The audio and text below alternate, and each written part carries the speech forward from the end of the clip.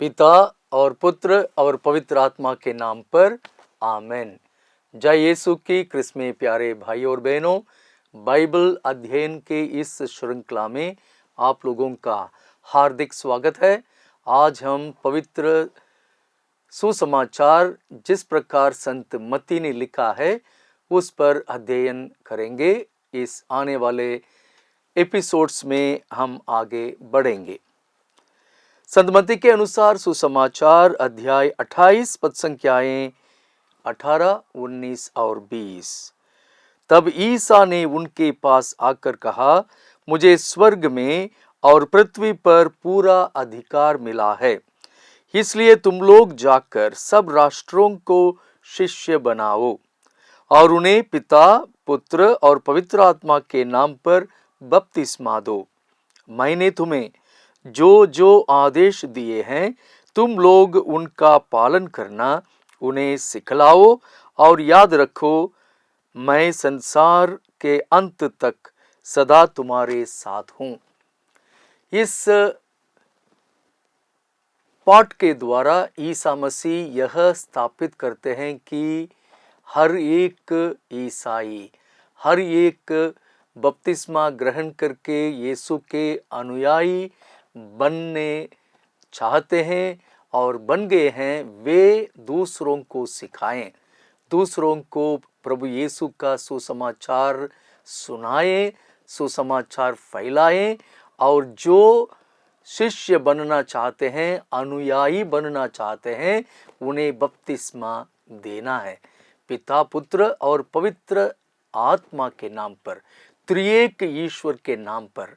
जो हम बाइबल अध्ययन में करते हैं वही प्रचार प्रसार है सुसमाचार को, जिसे हम रोज पवित्र मिस्सा में सुनते हैं, मनन चिंतन करते हैं।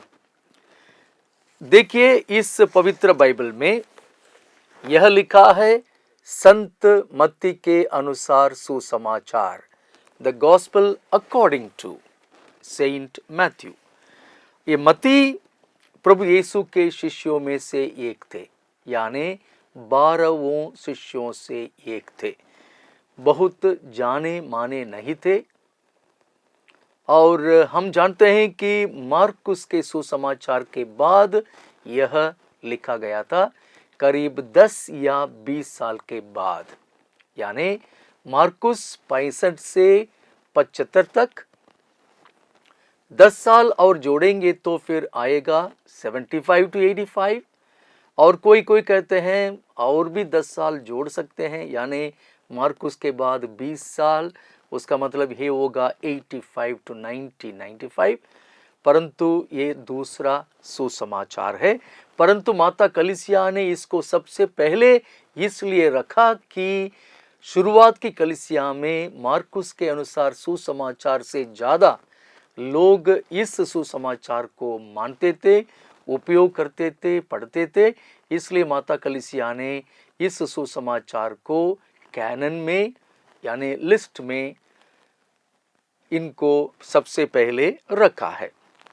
तो आइए हम कुछ न कुछ सीखने के लिए कोशिश करेंगे। सबसे पहला विषय यह है कि जो मैंने पढ़ा था संत मत्ती के अनुसार सुसमाचार, इसको हम बोलते हैं सुपरस्क्रिप्शन, जो ऊपर लिखा गया है।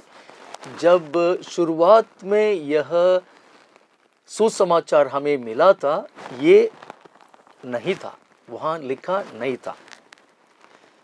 50-60 साल बाद ये वहाँ रखा गया था, यानी 150 ईस्वी में ही यह टाइटल या सुपरस्क्रिप्शन इस सुसमाचार के साथ जोड़ दिया गया।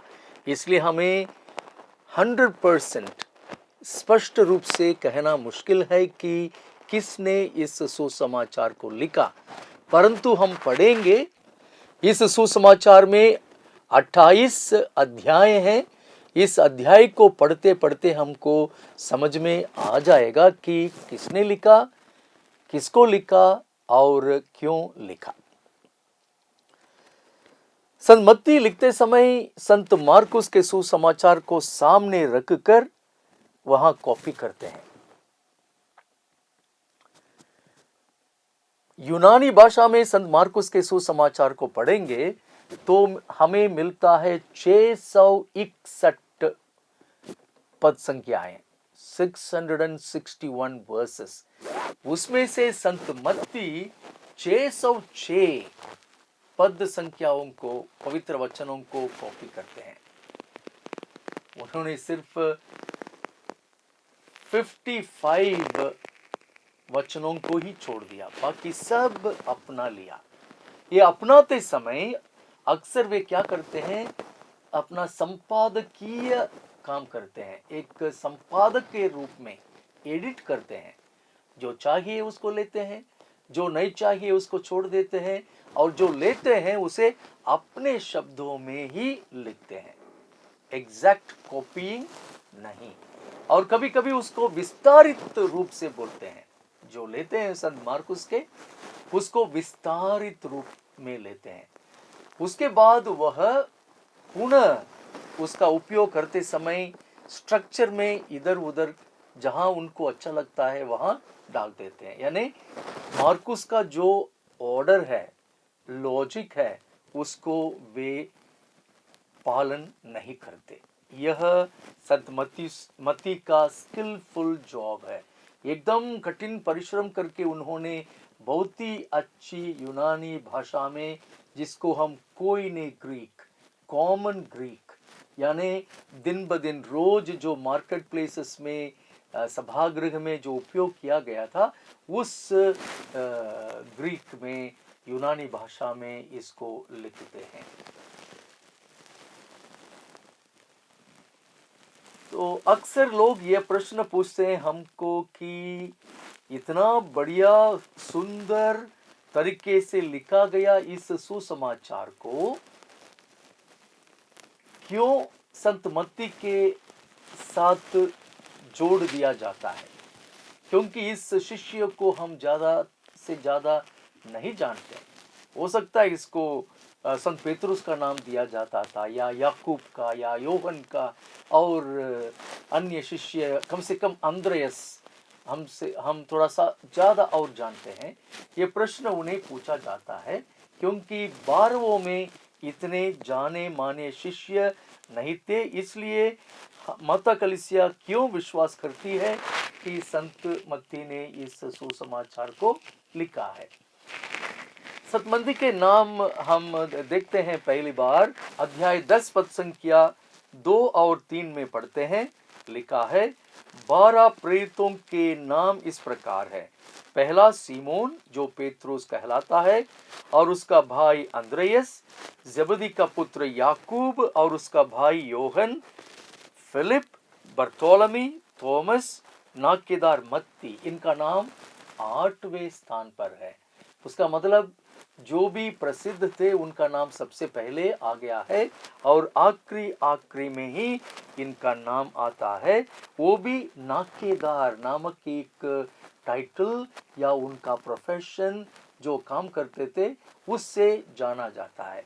आप लोगों को जरूर यह याद होगा, जब हम मार्कुस के अनुसार सुसमाचार का अध्ययन किए थे, उस समय मार्कुस अध्याय 2 पद संख्याएं 13 और 14 में हम पढ़ते हैं, ईसा फिर निकलकर समुद्र के तट गए, सब लोग उनके पास आ गए और ईसा ने उन्हें शिक्षा दी।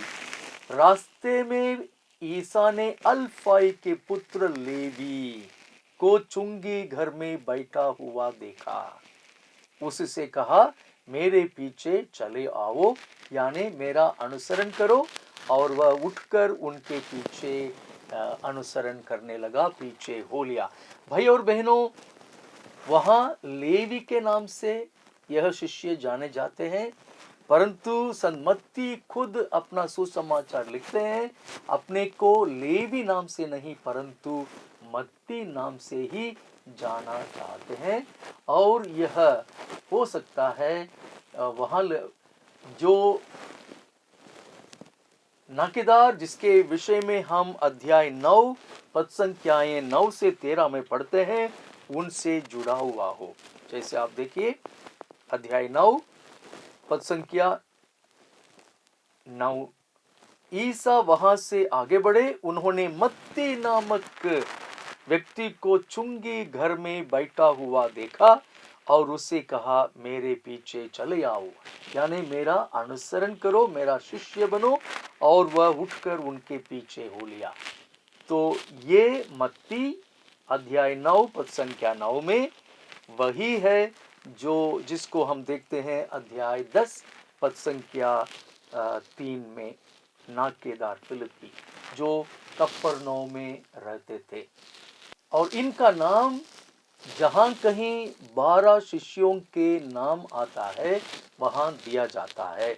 उदाहरण के लिए हम लेंगे संत मार्कुस के अनुसार सुसमाचार अध्याय 3 पद संख्याएं 16 से 19। ईसा ने इन 12 को नियुक्त किया, सीमोन जिसका नाम उन्होंने पेतरुस रखा। और आगे जाते जाते हम पढ़ते हैं पद संख्या 18 में, अल्फाई के पुत्र याकूब, तद्देयुस और सीमोन को जो उत्साही कहलाता है, अंद्रेयस, फिलिप, बर्थोलमी, मत्ती।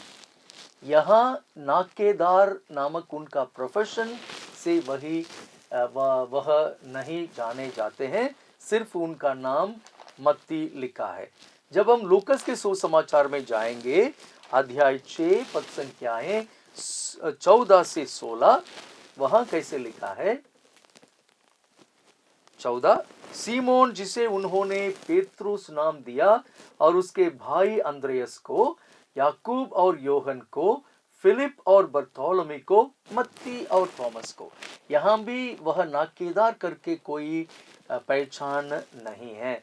सिर्फ मत्ती के सुसमाचार में हम देखते हैं कि इनका नाम नाकेदार मत्ती से जाना जाता है। तो फिर किसने कहा कि संत मत्ती ने इस सुसमाचार को लिखा है? Who is the first witness? पहला गवाही कौन है जिन्होंने हमें बताया कि इस सुसमाचार को संत मत्ती ने 12 प्रेरितों में से एक जो नाकेदार थे उन्होंने लिखा? उसको वह व्यक्ति है पपियस। संत मार्कुस के सुसमाचार में भी इनका नाम हमने सुना। हियरापोलिस शहर के बिशप स्वामी थे ये। करीब 130वीं में 130 एडी में वे लिखते हैं, क्या लिखते हैं? मत्ती ने भविष्यवाणी को इब्रानी भाषा में लिखा था और जो भी इस भविष्यवाणी को पढ़ा, ओरेकल्स को पढ़ा था, वे अपने अपने तरीके से उसका इंटरप्रिटेशन करने लगे। हर एक व्यक्ति जैसे वह चाहा उन्होंने पवित्र वचन को व्याख्या दिया। तो जो शब्द ओरेकल, जिसको हम भविष्यवाणी कह सकते हैं हिंदी में, तो फिर क्या सचमुच संत मत्ती ने भविष्यवाणी को लिखा? जैसे हमारे लिए यह सुसमाचार मिला है, जैसे हम इसको पढ़ते आ रहे हैं, हमें यह नहीं लगता कि यह एक ओरेकल है। ओरेकल भविष्यवाणी हमेशा इस प्रकार शुरू होता है, ईश्वर ने अपने लोगों को कहा था, thus says the Lord। ईश्वर ने अपने लोगों को इस प्रकार कहा। इस प्रकार हमें नहीं मिलता, कहीं भी नहीं मिलता। जरूर संत मत्ती बहुत सारे पुराने विधान के पवित्र वचनों का अपने सुसमाचार में लिखे हैं और यह भी लिखते हैं कि जो कुछ हुआ वह सर्व धर्म ग्रंथ में जो लिखा है उसको पूरा करने के लिए ही लिखा। इसके बारे में हम बाद में जरूर पढ़ेंगे, अध्ययन करेंगे। अभी शुरुआत में सिर्फ आप लोगों को एक झलक दे रहा हूं। जब हम संत मत्ती के अनुसार सुसमाचार को पढ़ रहे हैं और पपियस के इन शब्दों को हम देखते हैं, इन दोनों को समझना बहुत मुश्किल हो जाता है। शास्त्रियों का मानना है, कहना यह है कि जरूर संत मत्ती ने या संत मत्ती के कलीसिया समुदाय ने, कलीसिया ने इसको लिखा होगा, परंतु संत मत्ती ने नहीं, सबसे पहले। और दूसरी बात, जरूर इस सुसमाचार को ओरेकल्स भविष्यवाणी नहीं कह सकते, और तीसरी बात, इसको इब्रानी भाषा में नहीं लिखे थे। हो सकता है इसको अरामाइक, जिस भाषा में प्रभु यीशु ने अपने मम्मी डैडी के साथ, अपने रिश्तेदारों के साथ बातचीत में उपयोग किया था, उसी में अरामाइक में ही लिखा होगा। परंतु हम जानते हैं कि वो भी सही नहीं है, क्योंकि यह सुसमाचार यूनानी भाषा में यानी ग्रीक भाषा में ही लिखा गया था। इसलिए हम पपियस बिशप, जिन्होंने ये टेस्टिमनी दिया था, गवाही दिया था, उसको हम कहेंगे उनकी गवाही अस्पष्ट है। It is ambiguous, it is not clear, अस्पष्ट।